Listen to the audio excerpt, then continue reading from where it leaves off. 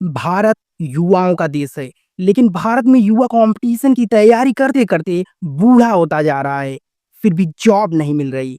तो ऐसे ही शख्स को आज हम अपने स्टूडियो में बुलाए हैं, तो स्वागत कीजिए मंटो हटेला जी का, जो एक यूपीएससी एस्पिरेंट भी हैं।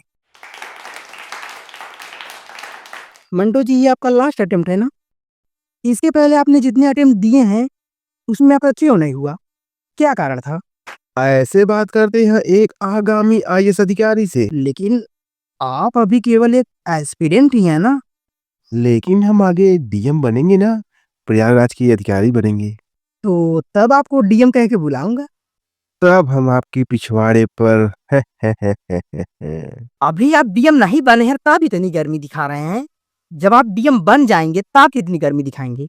सॉरी, हम अपना नाम नहीं खराब करना चाहते। ये क्या बात कर रहे हैं? आपकी एज खराब हो रही है वो नहीं सोच रहे हैं? हमारी एज कहाँ खराब हो रही है। हम आपको बता दें कि हम 25 साल में अपना उम्र रोक दिए थे। क्या 25 साल में अपना उम्र रोक दिए? उसके बाद से हमारा उम्र नहीं बढ़ा है। ये कैसे? जिस तरह आप आद रोक लेते हैं, ठीक उसी तरह मन लगाकर उम्र रोक दिए। क्या किया था आपने? 25 साल की उम्र के बाद फिर कभी बर्थडे नहीं मनाए। क्या बात कर रहे हैं? बर्थडे नहीं मनाते तो उम्र रुक जाती है? सेक्स नहीं करते तो बच्चा होता है। नो। ये एक आईएएस का दिमाग है। अच्छा, ये सब छोड़िए, ये बताइए आपका टाइम टेबल क्या है? टाइम टेबल तो बढ़िया है। रोज सुबह 5 बजे उठते हैं। अच्छा। सुबह 5 बजे इसलिए उठते हैं क्योंकि सुबह रहता है उसमें एकदम। पढ़ने में सही रहता है बिल्कुल। नहीं, दाल चढ़ाने में आसान रहता है। सीटी बजता है तो बाकी सब लोग भी उठ जाते हैं। तब पढ़ने बैठ जाते हैं। पढ़ने की बहुत जल्दी है आपको। 5 बजे उठे हैं तो पढ़ने के लिए ही उठे हैं ना? 5 बजे उठे हैं, पहले दाल चढ़ाएंगे, फिर चावल चढ़ाएंगे, फिर उसके बाद सब लोग बैठकर खाएंगे, हम्म। फिर जाएंगे बाहर, थोड़ा घूमेंगे, चाय पियेंगे, हम्म। फिर आ जाता है हमारा कोचिंग का टाइम। अपना तौलिया, अंडरवियर, बनियान ये लेकर जाते हैं और वहां पर नहाते हैं स्विमिंग पूल में। हम्म। तब वहां से वापस आ जाते हैं। फिर आके पढ़ते हैं। नहीं, उसके बाद क्या है कि माइंड फ्रेश करने के लिए थोड़ा सा सो जाते हैं 3-4 घंटा। फिर 5 से 8 जो समय है। वो व्यस्त समय है पढ़ने के लिए। सिविल लाइंस में हम क्यों रह रहे हैं?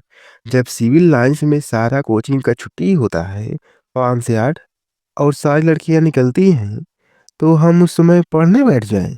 तो आप पढ़ते कब हैं? जब लड़कियों को ताड़ने के बाद वापस हम रूम पे आते हैं, अच्छा, तब पढ़ते हैं। फिर दाल चढ़ाते हैं भाई। अभी भी आप पढ़ने नहीं बैठे हैं? अभी दाल चढ़ाए हैं भाई। फिर उसके बाद 12 बजे तक अपना खा पी कर अच्छा, तब पढ़ते हैं। सो जाते हैं। फिर 5 बजे उठना भी तो है, दाल चढ़ानी है ना। तो आप पढ़ते भी हैं कि नहीं? हम खड़े खड़े पढ़ते हैं, सपने में पढ़ते हैं। पढ़ रहे हैं हम सपने में। का सपने में पढ़ रहे हैं? आपका क्या स्ट्रगल है, बताइए इसके बारे में आप। दिक्कत सहते हैं और क्या। सोने में दिक्कत होती है? नहीं, सो तो हम क्लास में जाते हैं। अच्छा। सेक्स करने में दिक्कत होती है। आप यहाँ पर प्रयागराज में रसियन एंजॉय करने आए हैं? तो क्या आईएएस बनने के बाद रसियन एंजॉय करें, अपना इमेज खराब करें? कितने पैसे आते हैं आपके घर से? 15,000 आता है। रूम पे कितना जाता है? 6,000। 6,000। फिर आपका बच जाता है 9,000 रुपये। उसमें 5,000 रुपए रूम का रेंट चला जाता है। 5,000 रेंट पे चला जाता है, तो 6,000 क्या था फिर? वो रूम पे गया है। कौन से रूम पे? ओयो रूम पे भाई। ओयो पे क्यों देते हैं पैसा? तो अपना रूम दे दीजिए, ओयो पर नहीं देंगे। मैं अपना रूम क्यों दूं?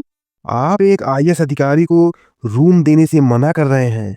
आपको शर्म नहीं आती? आपके घर वाले इतनी मेहनत से एक एक पैसे जोड़ के आपको पैसे भेजते हैं, आप इन सब जगहों पे पैसे बर्बाद कर रहे हैं। आपको उस पैसे को अच्छी जगह इस्तेमाल करना चाहिए, बुक्स खरीदने में, नोट्स लेने में, कोचिंग में। पैसा बचेगा तब तो। 4,000 बचा, 6-5। हाँ हाँ। उसमें से मूवी आता है, पार्क में जाना होता है, खाना पीना पार्टी हो जाता है, तो कहाँ बचता है पैसा? पिताजी क्या करते हैं आपके? पिताजी का पहले सरिया सीमेंट का बिजनेस था। फिर हम जानबूझ के बहुत अय्याशी किए ताकि वो रिक्शा चालक बन जाएं।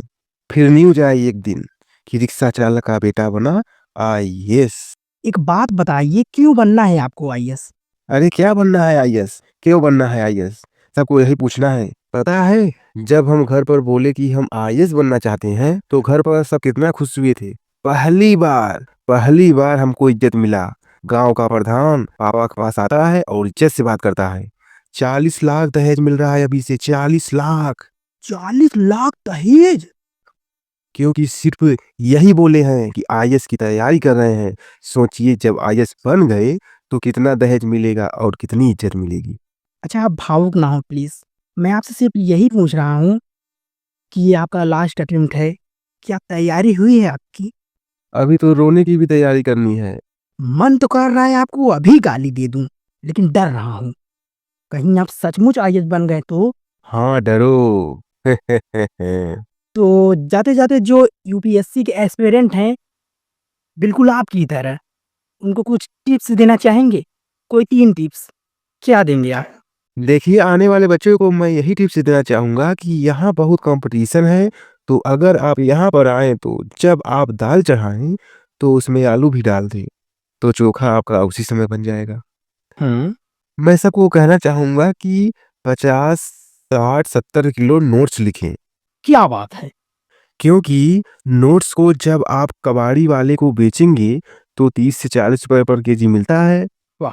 अब सोचिए 50 से 60 केजी का कितना मिलेगा। तो शान से आप घर जा सकते हैं जब आप डिसक्वालीफाई हो जाएं। कुछ पढ़ने लिखने से रिलेटेड भी बता दीजिए। पढ़ने लिखने का क्या है जी, उसमें तो आप अखबार लगा लीजिए। हाँ, ये सही था। इंग्लिश हिंदी अखबार लगा लीजिए आप हाँ, ये सही सलाह है। खिड़की पे, कि लाइट ना आए अंदर और आप चैन से सो सके। तेरी